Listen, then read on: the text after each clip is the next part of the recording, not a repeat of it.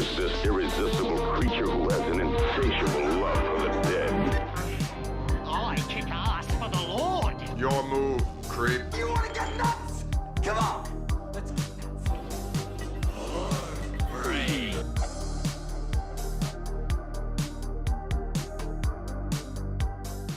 Welcome back to the Undead Basement, where I'm going to start this video with a little hot take for y'all.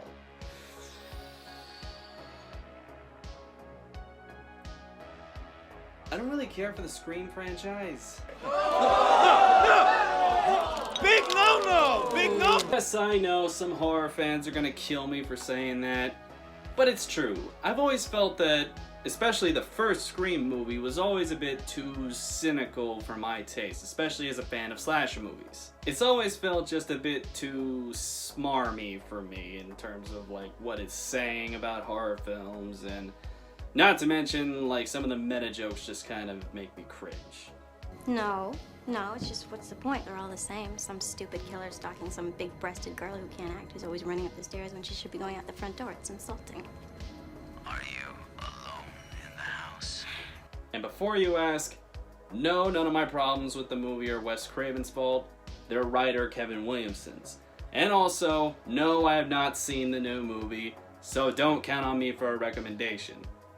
Speaking of recommendations, while we're on the subject of slasher movies, today I'm going to be presenting you my top 5 favorite movies of the slasher genre. I met this 6-year-old child with this blank, pale, emotionless face and the blackest eyes, the devil's eyes. I spent 8 years trying to reach him, and then another 7 trying to keep him locked up, because I realized that what was living behind that boy's eyes was purely and simply evil.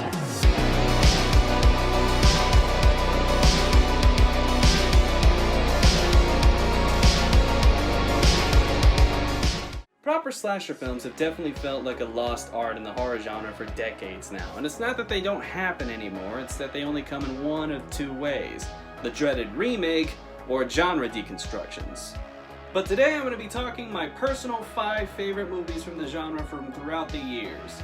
And by throughout the years, I mean mostly the 80s, because it was the boom period of the genre, and because past the 80s, not a whole lot of decent slasher movies were coming out.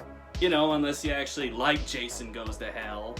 But enough talking, we're starting the list off with number 5, The Prowler. The Prowler. If he wants you, he'll get you.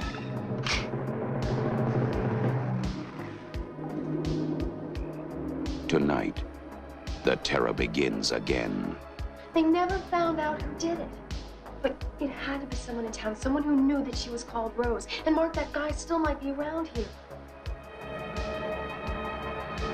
Released in 1981 and directed by Joseph Zito, who also directed Friday the 13th: The Final Chapter, The Prowler is a similar movie to My Bloody Valentine, in which a killer from the past comes back to wreak havoc on a town after they hold a graduation dance. But aside from the similarities to My Bloody Valentine, The Prowler is honestly the better movie due to 2 reasons.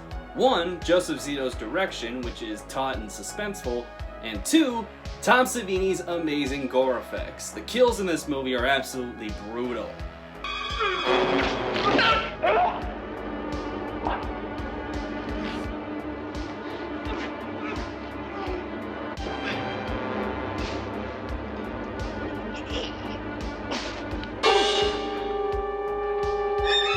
Now, aside from those things, this movie is honestly the most basic film on this list. It follows the standard slasher formula to a T. But even with that said, it's still a prime example of the genre. Moving on to number 4 on the list, we have Nightmare on Elm Street 3: Dream Warriors.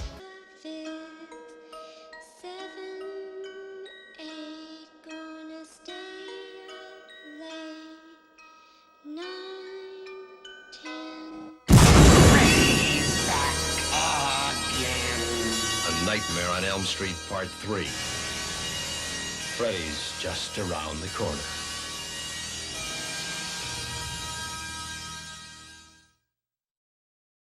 Released in 1987 and directed by Chuck Russell, who also directed the awesome 80s remake of The Blob and Jim Carrey's The Mask, Nightmare 3 sees Freddy return to stalk a new group of Elm Street teens inside of a mental hospital who are also being looked after by Nancy from the first movie. Now honestly, I feel that Dream Warriors is a better movie than the first due to its more creative and elaborate dream sequences, its amazing effects work, and its great cast, which features returning cast members from the first movie, and even a pre-Cowboy Curtis Lawrence Fishburne. Let's not forget the amazing soundtrack, which features one of my all-time favorite bands, Dokken.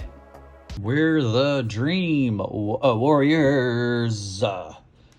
Don't wanna dream no more. Dream Warriors. And maybe tonight you'll be gone. Now up to number 3 on the list, we have Friday the 13th Part 6, Jason Lives. This is between me and Jason. Jason belongs in hell, and I'm gonna see he gets there.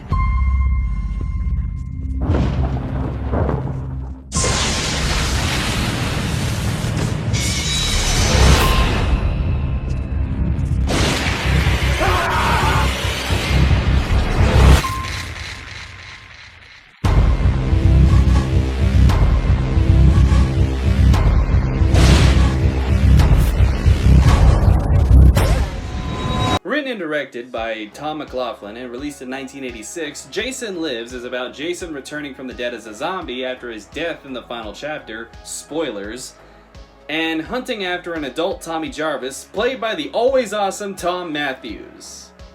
Without a doubt my favorite in the F-13 series, Jason Lives was basically Scream before Scream was even a concept. Only this movie did the whole meta thing better than Scream because this movie actually felt like it was made by people who were fans of the slasher genre and not people who wanted to cynically lampshade it. Okay, this is the last time I'm gonna bring up Scream lest I sound like some cringy, shouty, angry critic. Regardless, Jason Lives was without a doubt my personal favorite of the franchise due to how entertaining it is. It has some clever writing, some great makeup effects, some of my favorite kills in the franchise, my personal favorite in this movie at least being the triple decapitation, and some great performances all around. And like the previous movie, it also features a killer soundtrack featuring the always awesome Alice Cooper. At number 2, we have the original Texas Chainsaw Massacre. What happened was true.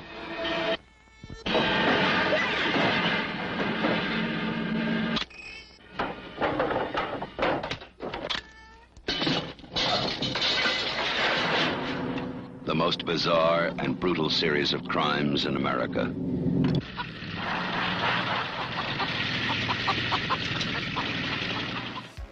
Do I even need to say anything about this movie? It's the original Texas Chainsaw Massacre. If you're watching me right now and you haven't already seen this movie, well, finish me first and then go watch that movie. You damn well better, or else I will make head cheese out of you. Hell, I don't even need to summarize the movie. It does it for me. Is an account of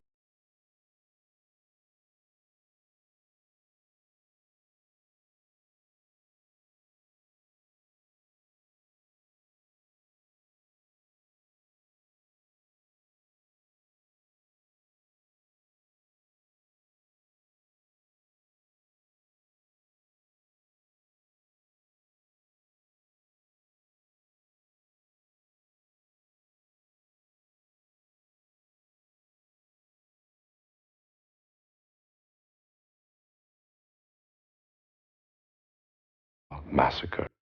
Fun fact about that text scroll. Yes, that is actor John Larroquette reading it. And believe it or not, they paid him with a single joint. Hey man, you got a joint? No, not on me, man. It'd be a lot cooler if you did. Anyways, the point is, the original Texas Chainsaw Massacre is one of the greatest horror movies of all time, let alone slasher movies. Released in 1974 and directed by Tobe Hooper, the movie features a rather gritty and grimy, sort of realistic, documentary-esque style in its directing, with a lot of great, eerie-looking shots, and just great use of cinematography.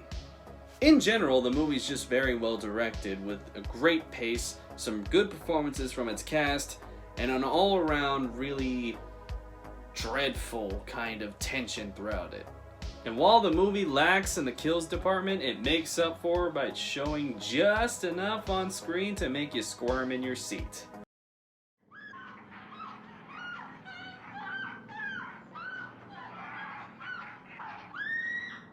And finally, we get to number 1 on this list, 1980's Maniac. Maniac. That's lovely.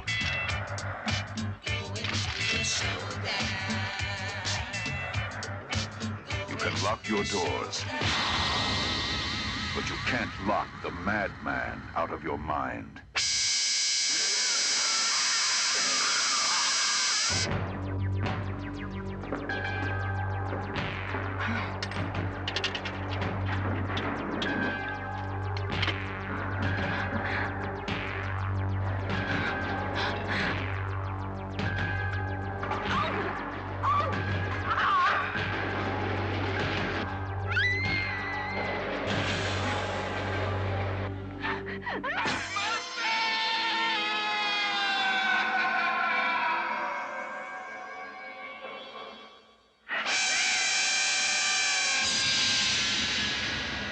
Maniac. It will tear the life out of you.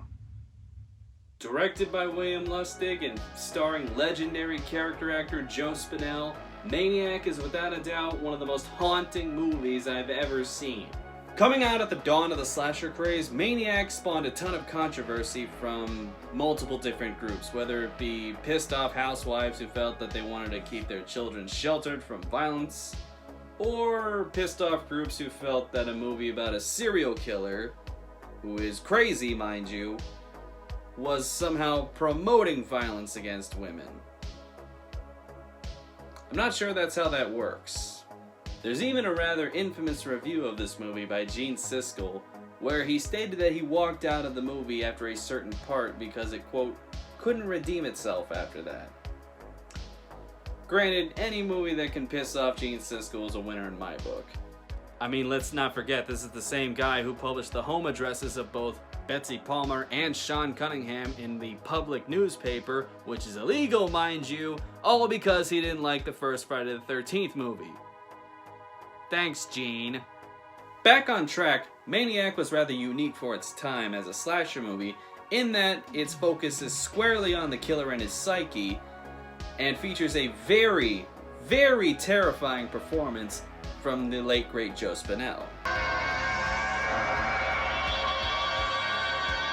The direction of the movie is very suspenseful, with a great use of a minimalistic synthesizer score backing it up. And to top it all off, Tom Savini also did the absolutely top-notch gore effects in this movie, with special props going to the rather infamous shotgun scene. And with a great early 80s New York vibe and a very memorable ending, Maniac is definitely one that will stick with you forever. Those have been my top 5 favorite slasher films, and that has been all the time we have for today's show. Don't forget to follow us on Facebook and Instagram, leave a comment, like and subscribe. I've been JD, and I will see you next time.